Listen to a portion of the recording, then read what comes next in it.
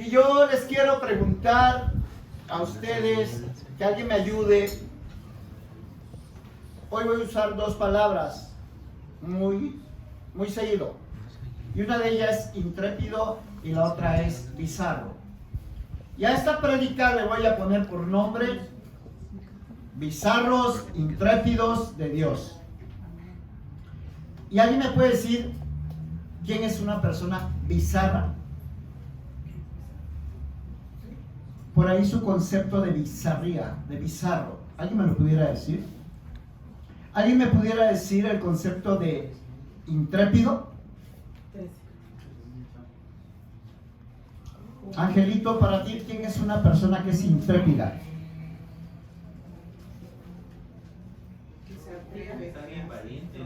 Valiente, se atreve, sinónimo de valentía, correcto, sinónimo de me atrevo. Pueden googlearlo, pueden buscarlo.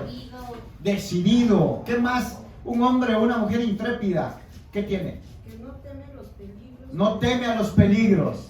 Aventurero. Aventurero. Temerario, osado. Temerario y osado. Pues de eso vamos a hablar hoy, de esos cristianos osados, atrevidos, valientes y que no temen ponerse en la línea de fuego, en el campo de batalla, para guerrear y pelear en contra de esas huestes celestiales que a veces tenemos que pelear. Porque lo más cómodo, mis hermanos, es no pelear y guardarnos en las cuevas. Bueno, yo les quiero decir, investigué un poco, así como lo están haciendo ustedes, y respecto a bizarro, habla de alguien que es valiente. Bizarro es una persona que es valiente, una persona que es decidida, una persona bizarra, aguerrida, la aguerrida juventud. ¿Han escuchado de eso? Normalmente los jóvenes son intrépidos, a veces no miden ni las consecuencias y son aguerridos, ¿sí? Tienen valor, tienen bravura. ¿Ustedes conocen a alguien, alguna persona está cerca de ti que es fuera de lo común? ¿Conoces a alguien que sí se atreve a hacer las cosas? Seguramente sí. Intrépidos, hacen frente sin temor a situaciones de peligro. Y si tratamos de buscar en nuestro trabajo, veremos que una persona intrépida en el trabajo va a ser una persona que gestiona su temor ante una situación crítica y toma decisiones con coraje y con valor para alcanzar el objetivo. Esa es una persona intrépida. Esa es una persona bizarra. Seguramente aquí vemos intrépidos y bizarros. Seguramente sí. Y hoy les quiero compartir este tema. Este tema que tiene que ver con la mayoría de nosotros. Seguramente hemos desarrollado nosotros una longanimidad y seguramente hemos desarrollado una resiliencia, esa capacidad que tenemos para levantarnos ante las dificultades de la vida cotidiana. Algunos que conocemos también sabemos que mejor dicen, no quiero broncas, yo no me meto en broncas, quiero tranquilidad, quiero paz, me siento bien en mi zona de confort y decido mejor quedarme en este punto de comodidad, que en ocasiones es un punto de no productividad. Y seguramente te estás preguntando ahorita, oiga pastor, ¿de qué se trata esto? Yo, guerrillero, pues guerrillero no soy, ¿eh? Yo les voy a decir algo, mis hermanos. Por eso les preguntaba, ¿cuántos guerreros hay aquí? ¿Cuántas guerreras hay aquí? ¿Cuántos soldados de Jesucristo hay aquí? Y los vi escuchar alzar la mano y decir amén. Y dice, sí, Señor. Y en ocasiones ha pasado. Y sabemos que somos seguidores de Jesucristo, soldados de Jesucristo. En nuestra iglesia estamos en un campo de batalla, mis hermanos. Y el apóstol Pablo, Dios nos recuerda a través de la palabra que él expresa claramente dice que no estamos en vacaciones cristianas. ¿Alguien se siente de vacaciones en esta iglesia? Seguramente que en esta iglesia no. En alguna otra, probablemente. Pero en esta, te digo con certeza y seguridad que no estás de vacaciones. No estás de vacaciones cristianas. El apóstol Pablo es claro cuando expresa y dice que tenemos guerra en contra de huestes celestiales, guerra en contra de demonios, de huestes demoníacas, espirituales.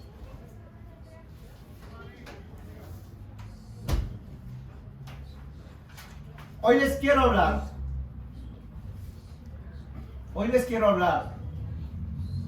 de un hombre que volvió al campo de guerra, volvió al campo de batalla cuando todas las cosas estaban en contra de él. Este hombre, este varón, joven por cierto, tuvo la intrepidez, tuvo la bizarría de volver al campo de la guerra. Y hoy les quiero hablar de Jonatán. Les quiero hablar de Saúl. Y espero que Dios te muestre, te revele y que podamos aplicar en las diferentes áreas de nuestra vida este mensaje, mis hermanos. Vuelvo a repetir, el mundo sufre violencia. No estamos de vacaciones cristianas. Estamos en una batalla. Y el apóstol Pablo claramente nos decía, expresaba en la palabra de Dios, no es contra personas la lucha. No es contra personas, es contra potestades, es contra demonios que operan en las legiones celestiales. Y nos expresa en la palabra de Dios nuestras armas, nuestra milicia, nuestras armas no son carnales, sino son armas poderosas en Dios para destruir esas fortalezas. ¿No escuché un amén? Amén. O sea, somos parte de una milicia celestial escogida por nuestro Dios. ¿No escuché amén? Cuando tú decides seguir a Jesucristo, mi hermano, muy amable, gracias. Cuando tú decides seguir a Jesucristo, ¿a quién estás diciendo no? Al diablo. Al diablo. Es correcto. ¿A quién te estás echando? Como a la gran en la espalda. Al enemigo, al diablo. Cuando tú le dices no, cuando tú le dices sí a Jesucristo, le estás diciendo no a Satanás. Antes eras amigo de Satanás y hoy eres amigo de Jesucristo. ¿No escucha amén? Amén. Hoy eres hijo de Jesucristo, hijo de Dios. Y hoy eres enemigo del diablo. Y el diablo, Satanás, es un enemigo a diferencia de todos los otros enemigos que nunca deja de atacar. Dice la palabra de Dios que anda como león rugiente, buscando a quien atacar, buscando a quien devorar, buscando a quien destruir, buscando en quien sembrar duda, incertidumbre, para robarle, atacarle y destruirlo. ¿Sí me estás entendiendo?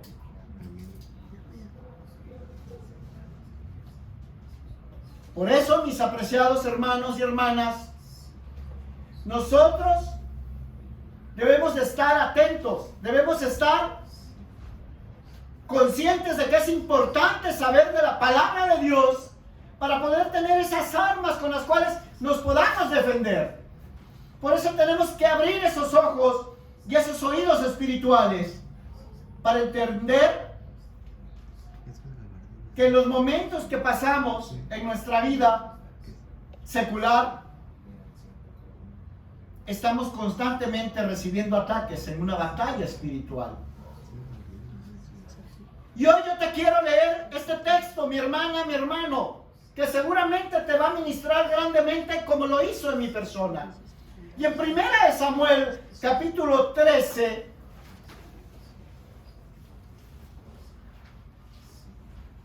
nos dice la palabra de Dios que ya había reinado Saúl un año. Y cuando hubo reinado 2 años sobre Israel, escogió a 3,000 hombres. ¿Cuánto tiempo había reinado Saúl? 2 años, es correcto. ¿Y cuántos hombres escogió? 3,000 hombres. De esos 3,000 hombres, 2,000 se quedan con él. Y 1,000 hombres se quedan con Jonatán, su hijo. Y dice la palabra de Dios que Jonatán ataca a los filisteos.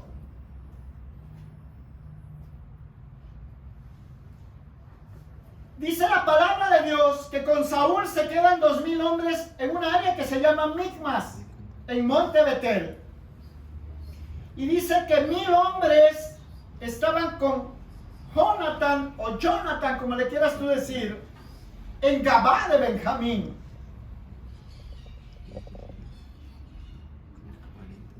Expresa nuestra sagrada palabra de Dios que Jonatán toma la decisión de atacar a los filisteos. ¿Con cuántos hombres? Con 1,000 hombres. Quiero que entendamos el contexto. 3,000 hombres, 2,000 con Saúl, 1,000 con Jonatán. Y Jonatán se va y ataca a los filisteos.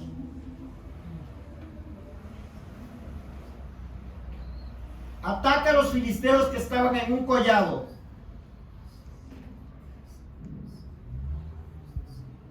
¿Y qué es lo que hace su papá Saúl? ¿Qué es lo que hace Saúl? Mi hermano Beto, por favor. Trompeta por todo el país, diciendo, oigan los hebreos. Tocó trompeta por todo el país. O sea, corrió la voz a todo el país. Pero no dijo, mi hijo Jonatán atacó a los filisteos. No. Dijo, Saúl atacó a los filisteos. Se colgó la medallita. Tocó trompeta en todo el país. Que todo el mundo se entere, que todo México se entere, que todo el mundo se entere que Saúl atacó a los filisteos. ¡Gloria a Dios! ¿Y qué sucede? ¿Qué es lo que pasa, mi hermano Miguel? Siga usted leyendo, por favor, mi hermano Miguel.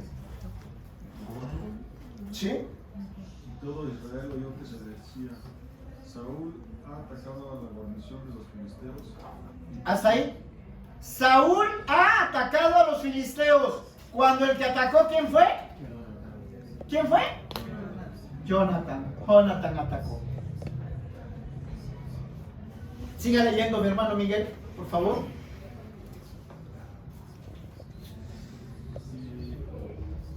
Y también Israel se había hecho abominable a los filisteos, y se juntó el pueblo en pos de Saúl en Gilgal. Entonces los filisteos se juntaron para pelear contra Israel, 30,000 carros, 6,000 hombres de caballo, y pueblo numeroso, como la arena que está a la orilla del mar, y subieron y acamparon. Hasta ahí. ¿Cuál fue la respuesta de los filisteos? Vamos con todo. Con todo a desbaratar y a destruir a Saúl, a su hijo y a todos. ¿Cuántos tenía Saúl? 2,000. ¿Con cuántos atacó Jonatán? Con 1,000. ¿Y con cuántos viene el revire? 30,000 carros, 6,000 hombres de a caballo. Sigue. 30,000 carros, 6,000 hombres de a caballo y pueblo numeroso como la arena que está a la orilla del mar. Es decir, miles. ¿Te imaginas? 30,000 carros. ¿Te imaginas esa respuesta contundente?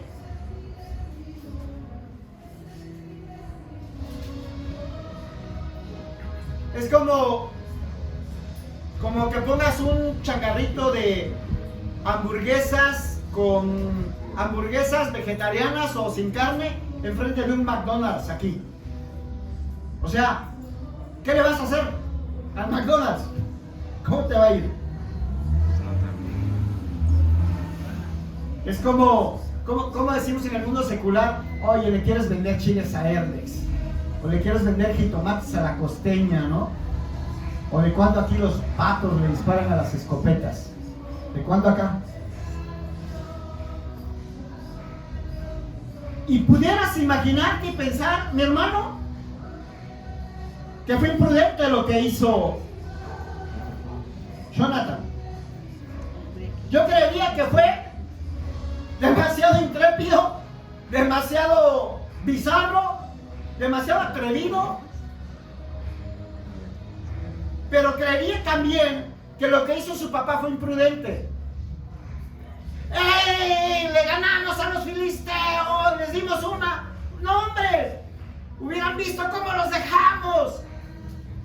Tómala, barbón, ahí te va el revire. 30,000 para acabar tus 2,000 que tienes. Carros y luego hombres de a caballo, luego gente del pueblo y luego gente armada. Recordemos, mis hermanos, que hay de liderazgo a liderazgo. El rey Saúl era un líder, sí, pero era un líder que en su prudencia, en su conciencia, se había armado para la guerra. Pati, ¿cuántas armas tenía? Angie, ¿cuántas armas tenía Saúl? ¿Cuántas armas tenía Jonathan? ¿Cuántas, agüita? A ver, un cristiano que sí sepa, que lea la Biblia, díganmelo. ¿Cuántas armas tenía el pueblo de Israel? Iban a combatir contra 30,000 hombres. Beto, ¿cuántas? Los voy a invitar que vengan a Panorama Bíblico. Ya lo vamos a tener que abrir otra vez. Gloria a Dios. ¿No es? De hecho, ellos eran los únicos que tenían escudo, el rey. Y la espada. Te lo reveló Dios en su palabra, ¿verdad? ¿Cuántas, hermana Saraí? En esta iglesia tienen que venir porque van a perecer por falta de conocimiento. No estoy declarando, es importante que adquieran conocimiento bíblico. Se cierra Panorama Bíblico por falta de foro, mis hermanos. ¿De verdad? ¿En serio? ¿No saben? Se los voy a decir. Pastora, gracias. Sé que Dios te lo reveló, Dios te lo mostró y has leído mucho y has tenido comunión con la palabra de Dios. Tú tienes que conocer la palabra de Dios, tienes que conocer la historia, porque si no, estás sentenciado a perecer. El pueblo perece por falta de conocimiento, mis hermanos. Guerra contra 30,000 hombres. ¿Cuántas armas tenía Saraí? 2 armas. ¿Cuántas armas tenía Agüita? 2 armas. Mi hermano Beto, ¿cuántas armas tenía? 12. 2 armas. Les estoy diciendo, 2 armas tenían. El pueblo tenía 2 armas, 2 espadas. Una la tenía el rey, la otra la tenía su hijo. Porque cuando iban y querían afilar su hoz, su hacha, tenían que ir con los filisteos y los filisteos les cobraban una lana. No permitían que hicieran espadas. No es una imprudencia, tú como líder, que no permitas y no obligues a tu pueblo a armarse. Vente Beto, vamos a guerrear, vente Juan, José Luis, Miguel, y traigan a sus mujeres y sus hijos. Vamos a meternos en una guerra espiritual, en una lucha espiritual. Y no les enseñamos. ¿Qué crees que va a pasar en tu familia? ¿Qué crees que va a pasar en tu trabajo? ¿Qué crees que va a pasar en tus hijos? ¿En tus posesiones? ¿Qué crees que puede pasar, Beto? ¿Qué crees que puede pasar, José Luis? Miguel, ¿qué crees que puede pasar en tus posesiones? Te las va a desbaratar, te las va a hacer papilla, mi hermano. Y si esta iglesia está llamada a hacer milagros, a trabajar en lo sobrenatural, ¿cuándo a mis hermanos vamos a poder despegar? ¿Sabes cuándo? Cuando seas una persona que tenga conocimiento, cuando seas una persona comprometida y que te pongas a cuentas con Dios y comiences a crecer espiritualmente y comiences a creerle a Dios y comiences a declarar su palabra con autoridad, con denuedo. Porque si no, tu casa, tu carro, tu perro, tu trabajo, todo te lo puede desbaratar y destruir el enemigo, el diablo. No te puedes meter a ningún ministerio, no te puedes meter a ninguna responsabilidad si tú no lo quieres y si tú en tu corazón no ha nacido esa bizarría, esa valentía, esa intrepidez de hacer las cosas de Dios. No las puedes hacer en internet, no las puedes hacer en tu casa, tienes que hacerlas aquí en tu iglesia, mi hermano.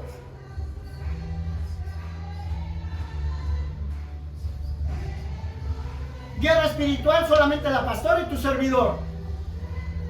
¿Por qué? Porque todos tienen temor, todos tienen miedo, están como el pueblo de Israel. El pueblo de Israel se escondió en las cuevas. El pueblo de Israel, cuando ven que los atacan con 30,000 hombres y cuando ven que su rey es el único que tiene espada y que Jonathan es el único que tiene espada contra 30,000 personas, ¿qué hicieron? ¡Corrieron! Ojalá hubieran corrido en frente para responder y atacar. No, corrieron en reversa, se echaron para atrás y dejaron a su rey y dejaron a Jonathan con algunos fieles, leales, algunos escuderos que les ayudaron a hacer el aseo de su iglesia.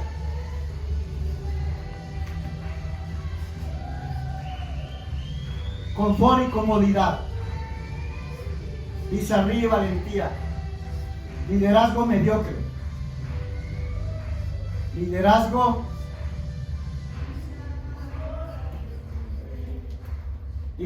que carecía de muchas cosas, entre ellas de obediencia, liderazgo de improvisación, liderazgo de imprudencia, liderazgo mediocre, liderazgo de cobardes. Ese liderazgo había sido desechado por Dios y había sido desechado por Dios precisamente por desobedientes. Todos somos líderes, pero el asunto, ¿qué clase de líder eres en tu casa? ¿Qué clase de líder eres en tu trabajo? Otros toman decisiones por ti. Tus hijos toman decisiones en tu casa.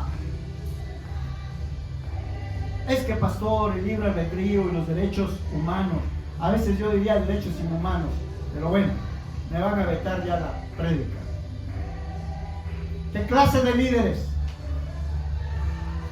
¿Qué modelo les estás transmitiendo a tus colaboradores, a tus asistentes, a tus hijos? El modelo de Saúl fue un modelo mediocre, un modelo que ya había sido desechado por Dios. Fue un modelo de improvisación que cuando vieron lo duro y lo tupido de los filisteos que venían a atacarlos con 30,000 hombres, cuando llegó ese tiempo de guerra, en esa área, en ese momento, los únicos que tenían armas eran 2 personas, y eran él y su hijo. Eran ellos 2.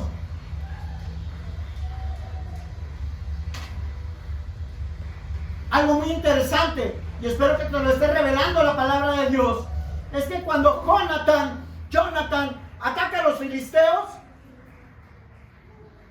empieza a cacarear el huevo Saúl y empieza imprudentemente a decir: les pegamos a los filisteos, matamos filisteos. Y ahí viene el revire con 30,000 hombres. Era un liderazgo de imprudencia, hermano. Y es increíble, pero es cierto. Cuando Jonathan no tuvo el liderazgo correcto de su padre, él hizo lo correcto. Él tenía un ADN de líder. Él tenía un ADN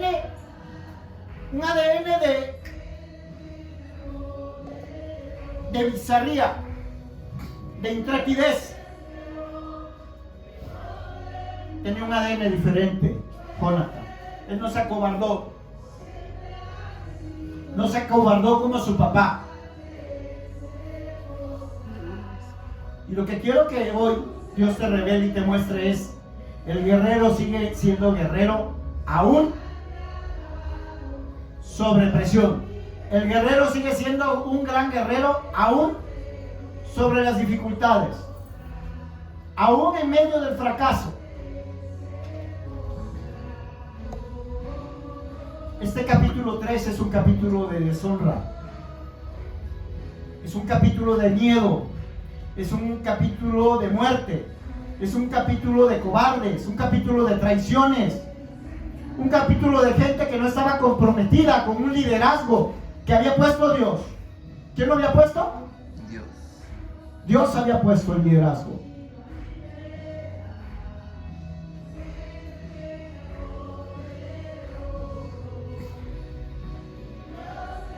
Y en lugar de apoyar a su líder que Dios había puesto, ¿qué hicieron? ¿Qué hizo el pueblo de Israel? Pati, ¿qué hizo el pueblo de Israel? ¿Qué dice la palabra? Sigue leyendo tu hija. Los hombres de Israel vieron el gran aprieto en el que se encontraban y como estaban fuertemente presionados por el enemigo, trataron de esconderse en cuevas, matorrales, rocas, hoyos y cisternas. Algunos cruzaron el río Jordán y escaparon a la tierra de Gad y de Galad. Hasta ahí. En lugar de respaldar a su rey y al príncipe Jonathan, se dieron media vuelta. Dice la palabra de Dios que se desertaban. Se iban.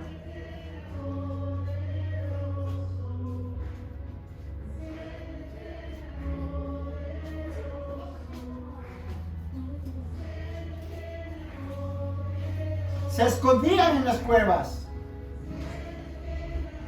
Aún algo peor, cruzaron el Jordán y patitas, ¿pa' qué te cuento? Vámonos lejos de los filisteos. ¿Eso cómo se llama?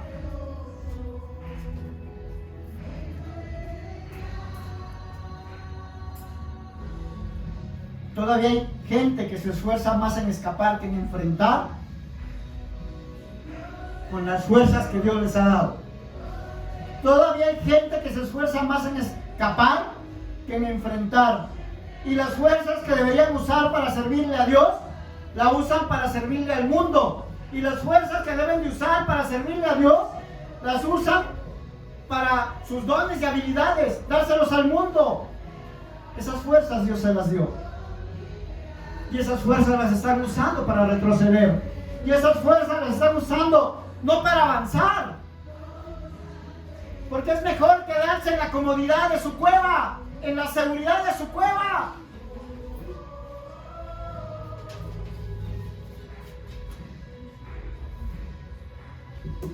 Hay personas que no les gusta la iglesia. Y lo que no hacían antes, ahora lo quieren hacer y lo quieren usar para dividir. Hoy sí se animan. Ay, sí gustan. Ay, sí quieren. Y todo esto lo utilizan para retroceder.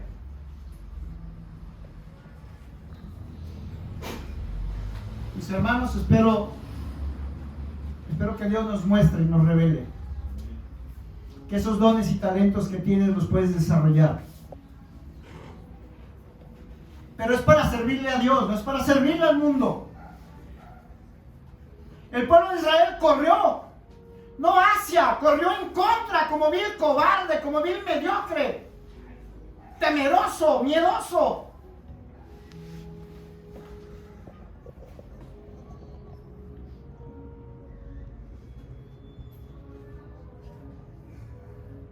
Todos hemos tenido un capítulo 13.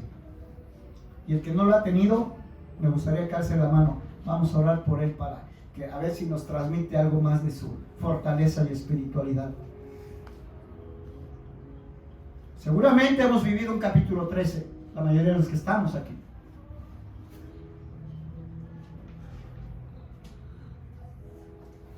Pero viene lo mejor.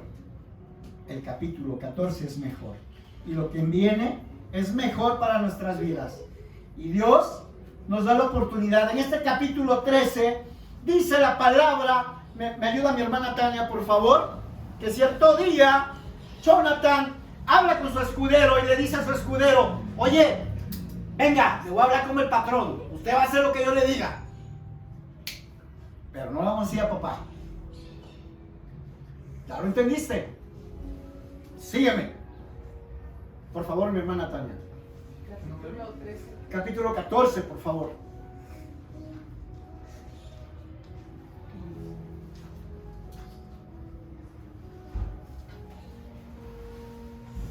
Plan intrépido de Jonatán. Cierto día Jonatán le dijo a su escudero: ven, vamos a donde está la alabanza de los filisteos. Pero Jonatán no le dijo a su padre lo que pensaba hacer. Mientras tanto, Saúl y sus 600 hombres acamparon en las afueras de Gibea, alrededor del árbol de granadas de Migrón. Entre los hombres de Saúl estaba Ahías, el sacerdote, que vestía el efod, el chaleco sacerdotal. Ahías era hijo de Ahitob, hermano de Icabod, hijo de Files, hijo de Elud, sacerdote del Señor que había servido en Silo. Nadie se dio cuenta de que Jonatán había dejado el campamento israelita. Para llegar al puesto de avanzada de los filisteos, Jonatán tuvo que descender de entre dos peñascos llamados Boses y Sela. Hasta ahí, mi hermanita, gracias. Gracias, mi hermana Tania. Hoy quiero mencionarte una de las características de un líder, pero no de un líder cualquiera, de un líder intrépido, valiente, de un líder bizarro. Él dijo: voy a volver. Y una de las características de un líder bizarro, intrépido, es esta: siguen conquistando, pero con las experiencias del aprendizaje. ¿Alguien dígame? Amén. Yo te mencionaba hace un momento, seguramente has vivido un capítulo 13 y seguramente no fue agradable y seguramente tuviste temor y tuviste que quedarte callada y quedarte callado. Tuviste que esconderte como el pueblo de Israel en las cuevas.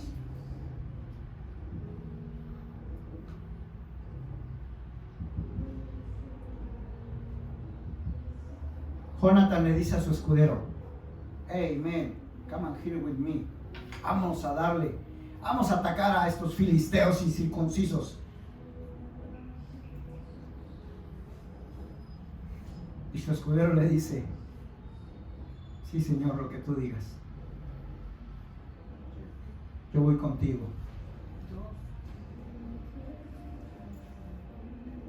Y le dice: pero esta vez usted me va a hacer caso de todo lo que yo le diga, pues. La vez pasada ya vio cómo se puso mi papá a tocar trompeta y ya ves cómo nos fue. Nos mandaron 30,000 y están acampados enfrente. Míreme, relajado, pero yo voy a volver. Quiero que me acompañes, pero no le vamos a decir a mi papá. Vale, dice el ¿cómo se llama? El escudero, el paje. Y él dijo: voy a volver. Alguien diga: voy a volver. Voy a volver. Fuerte: voy a volver. Voy a volver. Voy a volver y Dios me dará la victoria. Voy a volver y Dios me dará la victoria. Amén, gloria a Dios. Amén, amén. mujeres y hombres de esta iglesia. Los valientes siguen conquistando, pero ya con la prudencia de la experiencia pasada. Jonathan se mandó y no le fue bien por imprudente, pero fue más imprudente su padre, que se puso a tocar trompeta.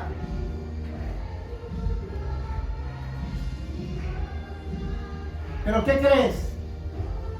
Ante este problema, ante este peligro inminente de destrucción y de muerte, el ADN del guerrero ahí estaba todavía latiendo. En su corazón estaba ese ADN que le decía: Dios está conmigo, yo lo creo, Dios me da la victoria. Yo soy un guerrero, Dios me va a salvar, Dios está conmigo. Imagino a Jonathan expresando eso, subiendo esos collados, subiendo esos dos peñascos. ¿Cómo se llama? Se llaman, mi hermana, Cenes y... ¿cómo se llaman los dos? Voces y cenes. Voces es espejo y cenes es puntiagudo. Y me dicen, sí, así nada más. Pero ¿sabes por qué? Porque no lo sabes, mi hermano. Si lees la Biblia, si te metes con Dios y si buscas, va a decir: no, pastor, no es cierto, no es voces, es bases. ¿Sí es bases, Tania? ¿Cómo es? Voces, gloria a Dios. Es importante que sepas para poder ministrar a la gente. Es importante que sepas. Es importante que sepas la historia, porque el hombre, la mujer que no conoce la historia de su país, que no conoce la historia de su pueblo, en serio, va a cometer los mismos errores que cometió el pueblo. Por eso es importante la historia. Voces y ¿cómo se llama el otro? Porfa, Tania, otra vez. Cenes. Cénice. Uno significa espejo y otro significa puntiagudo.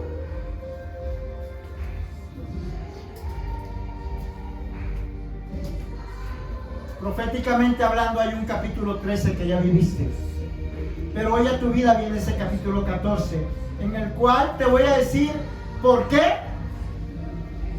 Porque tú ya no eres el mismo de antes, porque todas esas experiencias que has vivido no te permiten que seas el mismo de antes, no te permiten cometer el mismo error de antes.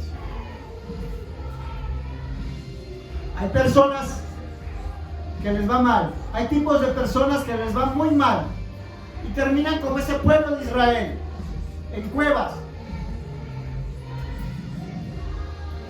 ¿Por qué ya no serviste a Dios, mi hermano?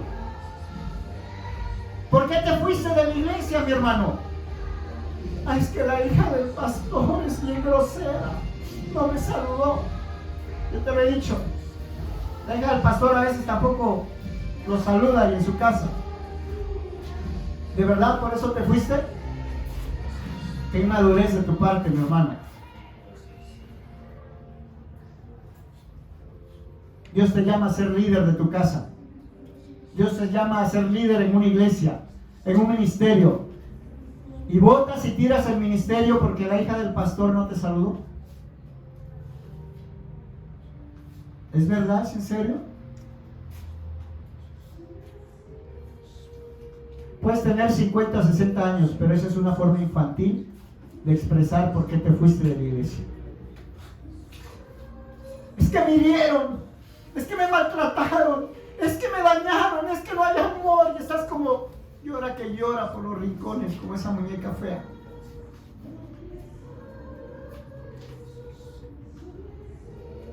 ¿Por qué no le metes la pasión que le metías antes?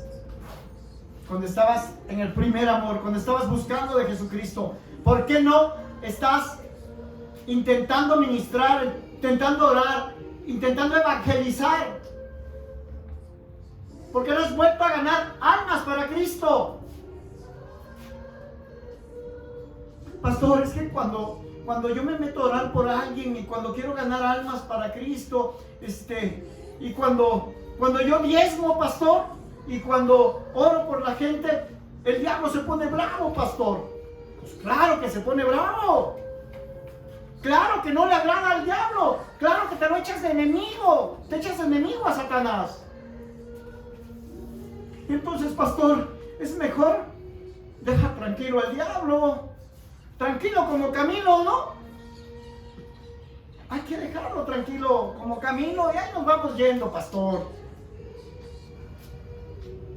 Hay personas que dicen, yo ya no le sirvo a Dios de esa manera que le servía antes. Porque cuando yo he querido hacer las cosas y he querido mejorar, me ataca el diablo. Pastora, antes yo le pegaba a mi mujer, pastora. Ahora ella me pega a mí.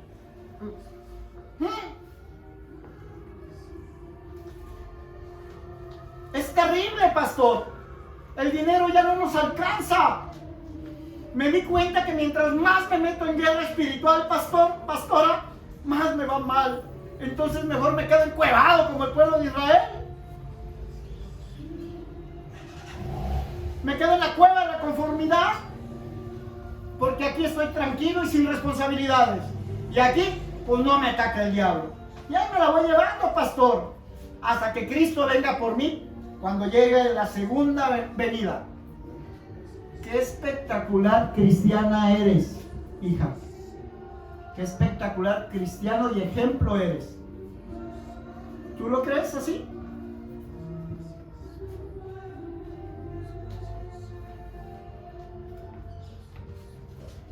Hoy te quiero recordar y tienes que entender que cuando entramos en guerra espiritual el enemigo ataca y te va a atacar y se levanta. Pero es importante que recuerdes lo que dice la palabra de Dios.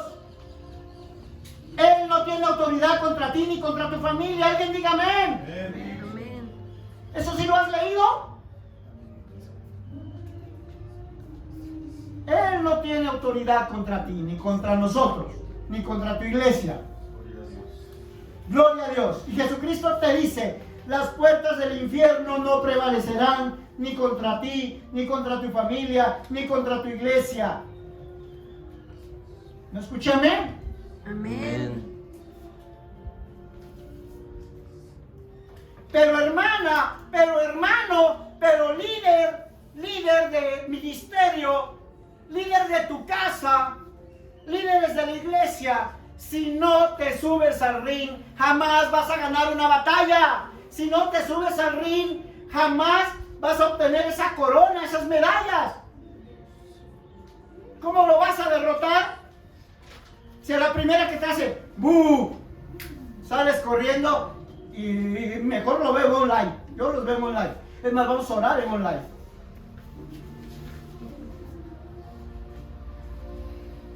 Cristianos tibios.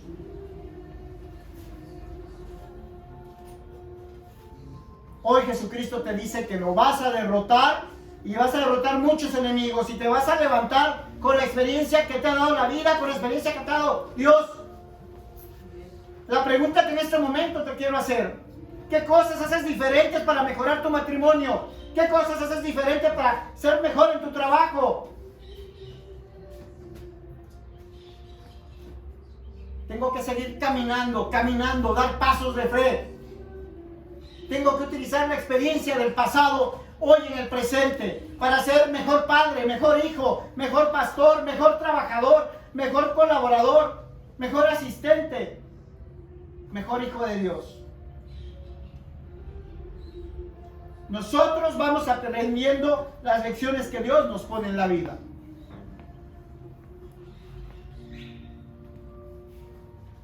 Otra característica de una persona intrépida y bizarra: se atreve,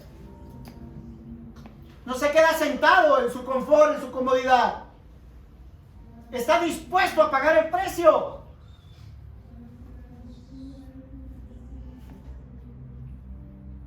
Sale de su zona de confort, expone su vida. Jonathan y su paje expusieron su vida. Dice que bajaron por el ¿cómo se llaman? Peñasco de voces y por el peñasco de Cenes. El peñasco de Boses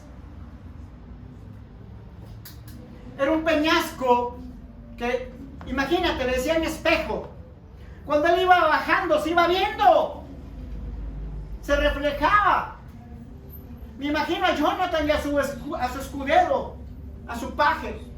Me imagino a Jonathan bajando diciendo: soy un guerrero, sí me la creo, Dios me va a dar la victoria, soy un guerrero y si muero es por Él, y si vivo es por Él, pero Dios me va a dar la victoria y soy un guerrero, y así iba. Desde el hecho, mi hermana, mi hermano, desde el hecho de no haberse quedado en la cueva, hablaba mucho de ese guerrero. Oye, regáleme un poquito de agua, por favor. Desde el hecho de no haberse encuevado, desde el hecho de haberse puesto a hacer algo,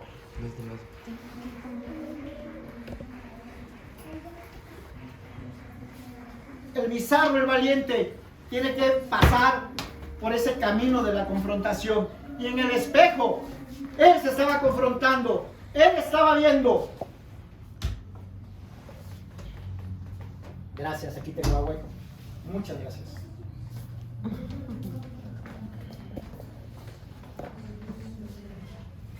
En la vida habrá momentos donde seremos confrontados. ¿Cuál es el espejo que hoy tienes en tu vida? Pati, ¿cuál es el espejo? Tania, ¿cuál es el espejo? Y vaya pensando, Saraí. Vaya pensando, agüita, vaya pensando, hija.